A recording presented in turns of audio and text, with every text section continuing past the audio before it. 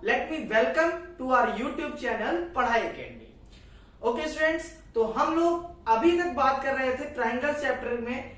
हम लोग ने सारे इंट्रोडक्शन वीडियो में सब कुछ जान लिया कि कौन कौन सी थ्योरम है इसमें, कैसे उसके फंडामेंटल्स जान लिए हैं। अब उसी इंट्रोडक्शन में जो मैंने हम लोग ने जाना था उसको हम लोग ब्रीफली बात करेंगे, ठीक है। तो सबसे पहली वीडियो जो हम लोग का पहला पार्ट है वो है थेल्स थ्योरम, जिसको हम लोग बीपीटी थ्योरम या बेसिक प्रोपोर्शनलिटी थ्योरम भी कहते हैं। तो बहुत ही इंपॉर्टेंट थ्योरम है इस चैप्टर की, तो चलिए इसको प्रूव करके देखते हैं, ठीक है। तो सबसे पहले हमारा फंडामेंटल क्या कहता है, फंडामेंटल इट मींस हमारी ये थ्योरम कहती क्या है, if a line is drawn parallel to one side of a triangle to intersect the other two sides in distinct points। मतलब एक लाइन है DE जो BC के पैरेलल ड्रॉ की गई है, ठीक है, जो कि अदर दो टू साइड्स हैं उनको एक डिस्टिंक्ट पॉइंट्स पे कट करती है। The other two sides are divided into same ratio। तो हमको प्रूफ क्या करना है इसमें कि जो अदर टू साइड्स हैं वो उसको किसमें डिवाइड करती है, सेम रेशियो में। इट मींस हमको यहाँ पे प्रूफ करना है AD upon DB is equal to AE upon EC। Video पूरा देखना, आपको बिल्कुल बेसिक्स से लेकर एंड तक का मैं समझाने वाला हूं। एक भी ऐसा पॉइंट नहीं आएगा जो आपको समझ में ना आए, ये मेरा गारंटी है मेरी। तो बच्चों ये हमको प्रूफ करनी है। सबसे पहले हमारा गिवन में क्या दिया हुआ है, गिवन में दिया हुआ है क्या, DE is parallel to BC, ठीक है। ये पैरेलल का साइन होता है। DE किसके पैरेलल दिया हुआ है, BC के पैरेलल दिया हुआ है। तो स्टूडेंट्स अब करना क्या है आपको, इसमें कुछ भी नहीं करना है, बहुत ही आसान है।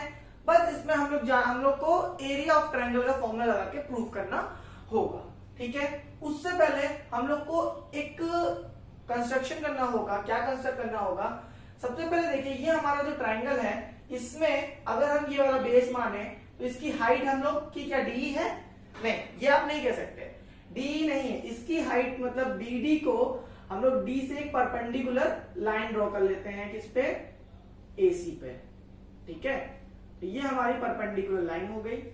सेम ऐसे ही E से हम लोग BD पे एक परपेंडिकुलर लाइन ड्रॉ कर लेते हैं, तो ये हमारी परपेंडिकुलर लाइन हो गई। क्लियर है बच्चों, ये 90 डिग्री मतलब कह सकते हैं। अब हम लोग को एक और चीज ड्रॉ करना है, इससे C से D को मीट करा देना एंड E से B को मीट करा देना। ये आप कंस्ट्रक्शन में एक पॉइंट कंस्ट्रक्शन डाल के लिख भी सकते हो अगर थ्योरम प्रूफ करने को आती है तो, ठीक है। अब आगे बढ़ते हैं, ठीक है, यहाँ पे प्रूफ करते हैं। यहाँ पे तो सबसे पहले हमको AD चाहिए, तो AD कहां पे आ रहा है, इस ट्रायंगल पे आ रहा है, इन ट्रायंगल ADE, ठीक है। हम जानते हैं बच्चा एरिया ऑफ ट्रायंगल फॉर्मूला क्या होता है, एरिया ऑफ ट्रायंगल होता है, area of triangle half base into height, ये फॉर्मूला होता है हमारा। क्लियर है यहां तक, ये फॉर्मूला तो आप बचपन से पढ़ते आ रहे हो। तो AD हमको AD चाहिए था, तो हमने ट्रायंगल कौन सा लिया, इसमें AD आ रहा था, ADE, ओके। अब हमारा एरिया ऑफ ADE निकालेंगे, एरिया ऑफ ट्रायंगल ADE ये निकालेंगे तो हाफ बेस इनटू हाइट होता है। मैं फॉर्मूला बार बार रिपीट नहीं कर रहा हूं, यहाँ पे मैंने फॉर्मूला साइड में लिख दिया है। हाफ बेस क्या होगा हमारा, ADE में हमारा अगर बेस पहले क्या लेते हैं हम लोग, एक बेस लेते हैं AD, तो half into AD into height कितनी होगी हमारी हाइट क्या होगी बच्चा, इसका नाम मैं देना भूल गया, यहाँ पे ले लो M, यहाँ पे ले लो N, ठीक है। तो इसका नाम क्या होगा, हमारी AD के अकॉर्डिंग हाइट क्या होगी हमारी, EN। क्या हाइट होगी, EN। क्लियर है, कितना क्लियर है बच्चों, चलो ठीक है। नेक्स्ट बढ़ते हैं। नेक्स्ट हमको क्या चाहिए, DB चाहिए, तो DB के लिए हमको कौन सा ट्रायंगल लेना होगा, DBE, ठीक है। एरिया ऑफ इन ट्रायंगल लिख लेते हैं, in triangle DBE, area of triangle DBE, तो यहां पे क्या होगा, हाफ। अब एक चीज यहां पे थोड़ा कॉम्प्लिकेटेड ये रहेगी, जैसे बच्चे क्या कहेंगे, DBE में हाइट DC मान लेंगे, बट ऐसा नहीं है। बच्चों आप लोग एक चीज याद रखो, जैसे ये हमारा ट्राइंगल है, ठीक है, हमारा ऐसा ट्राइंगल है, राइट एंगल ट्राइंगल वाला, तो ए बी सी है ये। बट मान लो यहाँ पे कभी क्या है कि हल्का से यहाँ पे टिल्ट कर दिया, तो ये ए बी सी है, तो इसकी हाइट हम लोग ए सी तो नहीं मान सकते हैं ना, तो हम लोग क्या करेंगे, इसको थोड़ा एक्सटेंड कर देंगे, ठीक है, तो ये हमारी एडी हाइट होगी।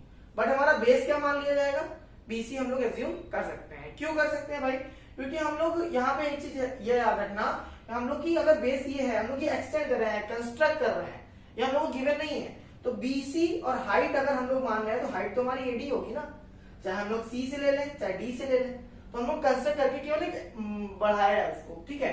तो हाफ बेस कितना है हमारा, बेस यहाँ पे क्या है डीबी है, इनटू हाइट क्या होगा हमारा, हाइट में देखो सेम क्या होगा, EN होगा, क्या होगा, EN होगा, ठीक है मेरे प्यारे बच्चों। अब क्या करना है भाई, यहाँ पे देखो हमको ये किसमें चाहिए, रेशियो में चाहिए, तो देन रेशियो निकाल लेंगे एरियाज का, area of triangle ADE upon area of triangle DBE, यहां पे क्या होगा, अब बच्चे यहां पे देखो हाफ हाफ क्या होगा, कैंसिल हो जाएगा, हाफ हाफ कैंसिल हो गया, EN कैंसिल हो गया, क्या आया बच्चा हमारा AD अपॉन DB, ये हमारी क्या बन गई, इक्वेशन 1 आ गई, ठीक है, सेम इक्वेशन 1 आ गई। अब नेक्स्ट बढ़ते हैं किसके लिए, AE और EC के लिए, ठीक है, तो मैं इसको इरेज कर रहा हूं, समझाने के लिए मैंने लिखा था। तो अब हम लोग को क्या चाहिए बच्चा, AE चाहिए, क्या चाहिए AE, तो AE हमको किस ट्रायंगल मिल रहा है, ADE में मिल रहा है। सिमिलरली यही कर लेंगे हम लोग,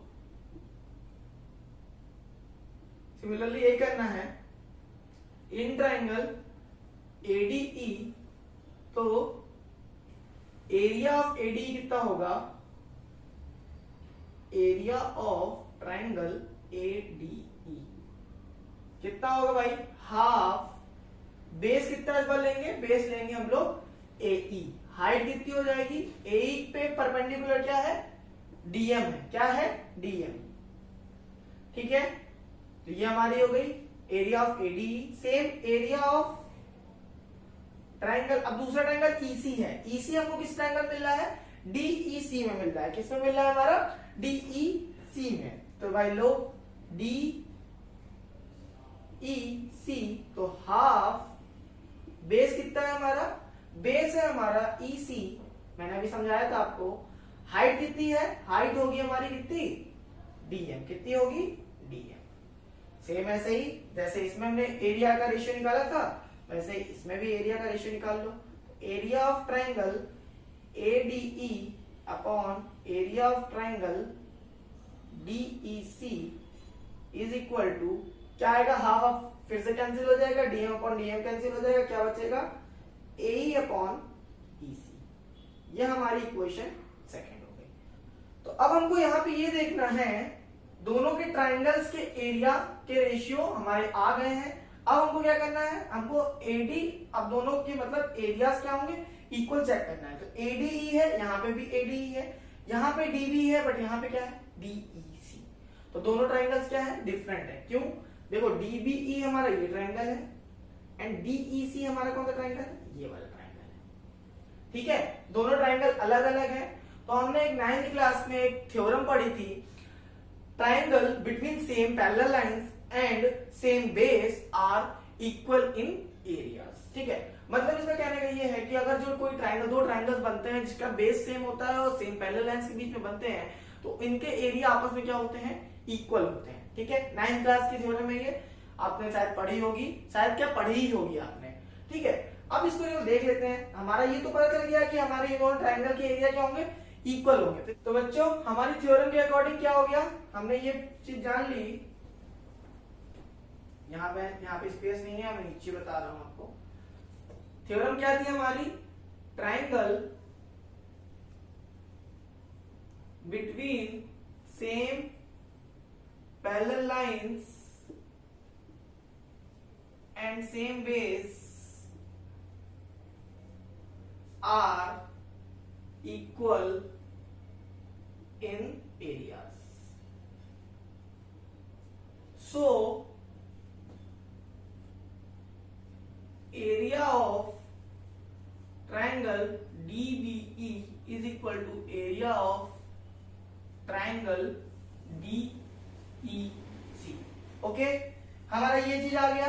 सो हम लोग क्या बोल सकते हैं, अब हमारा क्या हो गया, ये दोनों का एरिया इक्वल आ गया. सो हम यहाँ पे क्या लिख सकते हैं,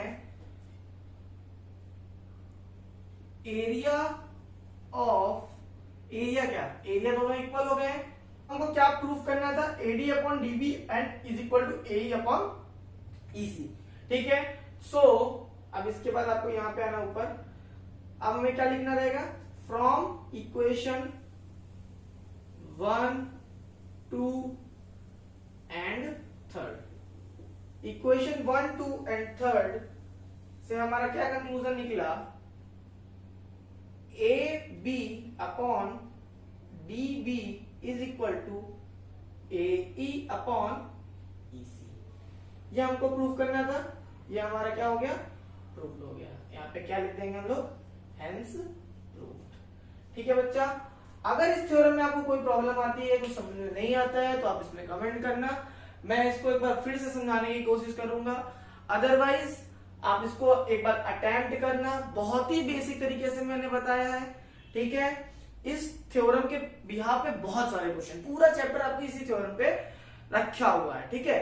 तो बच्चों अब हम लोग नेक्स्ट क्लास में नेक्स्ट थ्योरम सॉल्व करेंगे, जो कि इसकी क्या है, कन्वर्ज ऑफ बीपीटी थ्योरम. ठीक है. तो मिलते हैं नेक्स्ट क्लास में. तब तक के लिए take care, bye bye and all the best.